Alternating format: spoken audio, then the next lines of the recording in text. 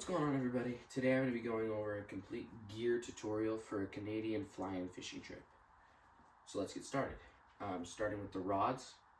As far as northern pike and lake trout, just 7 foot. This one's specifically 7 foot, but anywhere from 6 to 7 foot. Medium to medium heavy would be great, or heavy. I like bait casters better, but it is completely up to you. If you're more comfortable with a spinning rod, we also have some of those. As far as walleye rods, which I'm more excited to target, is walleye. And this one specifically is medium light, but anywhere from light to medium heavy is also good.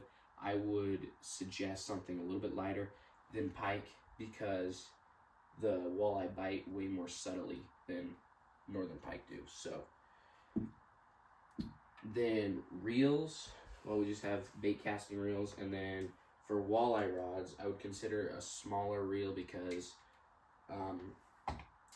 you don't need a ton for that small of a rod.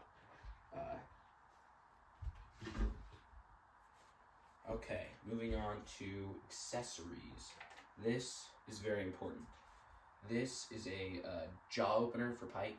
It holds their jaws open so they don't scratch you and stuff with their really sharp teeth. We have a whole bunch of paracord because we're going to tie it to the boat when we get there, so that we don't lose them. We're doing that to pretty much everything, is tying it to the boat. So then fillet knife. This is just a Rapala with a leather case so that it isn't open. And then this is a knife sharpener to top it off while we're there, or to sharpen it while we're there, because I'm assuming with all the pike's little bones, it's going to be kind of hard on the knife to continue to fillet a lot of fish. Then these are really nice. These are long needle nose pliers, so you can really reach down there and get hooks out, because the pike are so aggressive that they'll just engulf the lure. Moving on to a tape measure.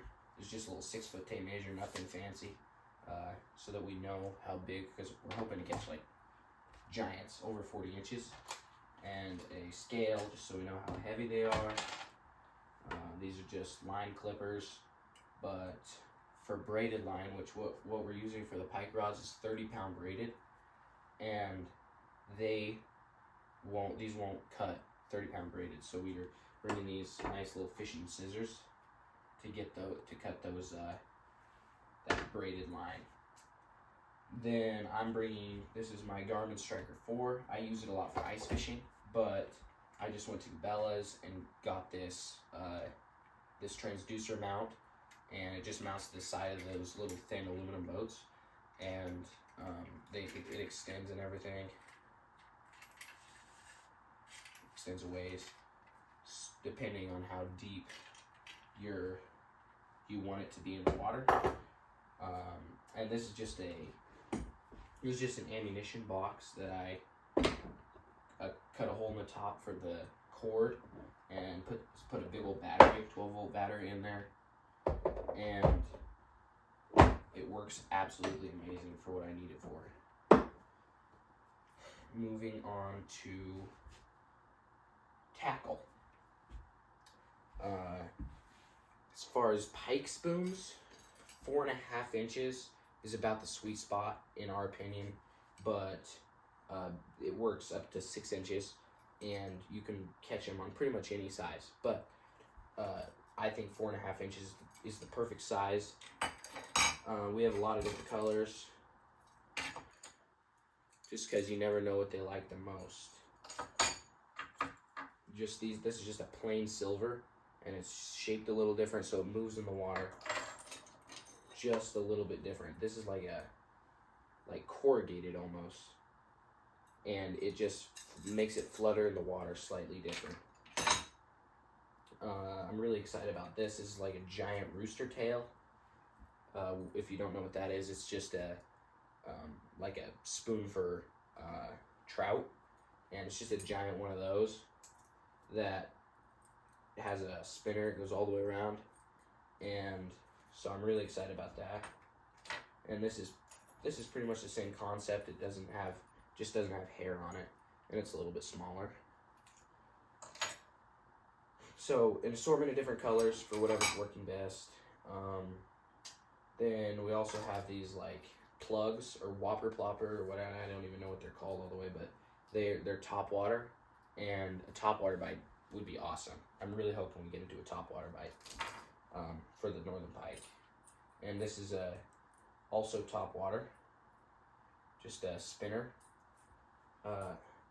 It's not, my mind's going blank. I don't remember what this is called. That's terrible. But anyway, these are just spinner baits used for like bass and stuff. So hopefully we catch some on that. We got a lot of whopper plopper of different colors. Let's see, what else do we have here? Oh yes, these are giant swim baits for northern pike, and we got lots of different colors of those. Like this is like a sparkly green and black. This is like a yellow and orange, and this is like just a plain green and black for whatever is working. And then as far as hooks for those, we're just getting giant hooks, and we're not even putting weight on them because these are so heavy that they sink by themselves. So we're just going to be using like enormous hooks. We've got, don't know how well you can see this, but we've got these, and that's not even the size that we're going to get bigger than that. And then as far as walleye tackle, we're going to be mainly using these paddle tail swim baits. This is Keitech. 3.3 inches is my favorite, but like these are 3.8, and this one's white. These are green, and I'm bringing in an assortment of different colors because you never know what they're gonna be enticed by the most. I'm bringing a whole bunch of natural colors and also some artificial colors, just like green and white. As far as swim bait, or as far as jig heads, these are just big long shank, quarter ounce jig heads, and that's all we'll be using, just plain color and all that. Then I'm also bringing a whole bunch of different jig heads for like twister tails. I don't have any of those right here, but like just for different sorts of plastics.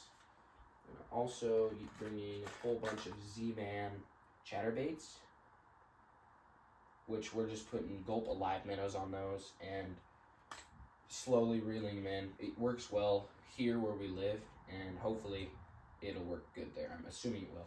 We're also bringing in a ton of crankbaits. These are Wally Divers, and bringing a pile of those, and also bringing a whole bunch of Berkley Flicker Shad, Flicker Minnow, I don't even know, but a couple of different colors of that. They work also really good down here, and I'm hoping they work good there too. Then also I'm bringing some lipless crankbaits, and I just plan on jigging them directly below the boat. Let's see what else. As far as tackle storage, this is just a Bass Pro Shops brand, big old tackle bag that I plan on bringing. And I forgot to mention, very important, nylon leaders or steel leaders. They are very important because the pike's sharp teeth will eat right through your braided line even. So those protect it so they don't just, well, bite your lure off. And then, let's see, what am I missing? Oh yes, this is just a reel case for all of our reels to keep them safe while we're traveling. So I don't know if I mentioned this or not, but this is just a 3-inch PVC pipe with 7 foot long, so that the rod stays safe while we're traveling. But other than that, I think that's the main, like, tackle and everything. And of course you need rain gear and clothes and all that, but that's the main fishing gear that you need. So without further ado, I think I'll end the video off there. thank you so much for watching. If you don't mind hitting that subscribe button, it would be greatly appreciated. And I'll see you on the next one.